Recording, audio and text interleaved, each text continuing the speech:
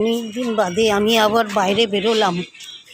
এত শরীর আমার খারাপ ছিল, ঘরের বাইরে বেরোবো কি, একটু বাজার দোকান পর্যন্ত করতে রাস্তায় বেরোতে পারিনি।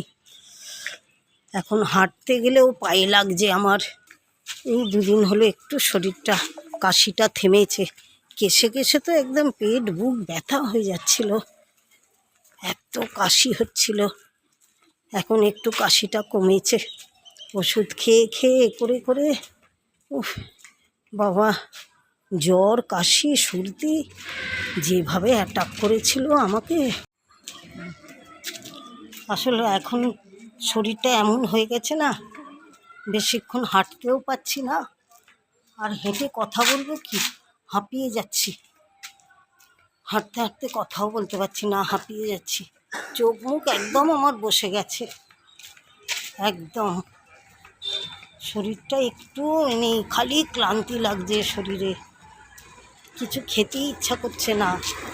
আমার সংসারের কাজ আমাকেই করতে হবে। আমাদের কাজের দিদি, ওকে বললে যে ও সব কিছু, ও অনেক বাড়িতে কাজ করে, অনেক, ও সময় পায় না একদম। ও বলে, বৌদি আমি এসে যে তোমার একটু করে দেবো, তুমি এত অসুস্থ, কিন্তু আমি এতগুলো বাড়িতে কাজ করি, আমি একদম সময় পাই না। তারপরে বাড়িতে গিয়ে আবার কাজ সেরে বাড়িতে গিয়ে আবার রান্না বান্না আমার সব কিছু আছে জানো। যে এসে একটু করে দেবো, মেয়েটা বাড়িতে মাঝে মাঝেই আসে, আমি আরও বাড়িতে নিজের বাড়িতেই ও সব কিছু করে আমার কাছে আসে। তারপরে আমার বাড়িতেও যদি এসে সব কিছু করে, আমি আমার কাজটা ছেড়ে ওই জন্য চলে যাই, গিয়ে আমারটা আমি সব কিছু করি। তোমার যে একটু করে দেবো, করে দিতে পারি না কিচ্ছু। আমি যাক, আমার বর এসে কদিন ছিল, আমরা গিয়েছিলাম,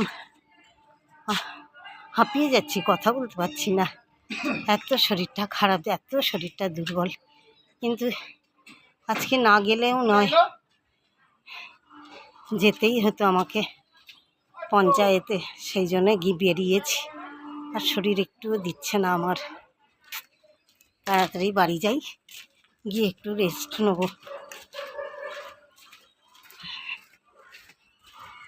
জানি না ভিডিওটা ছাড়বো আপনাদের কেমন লাগবে, অনেক দিন বাদে করছি তো, শরীরটাও ভালো নেই।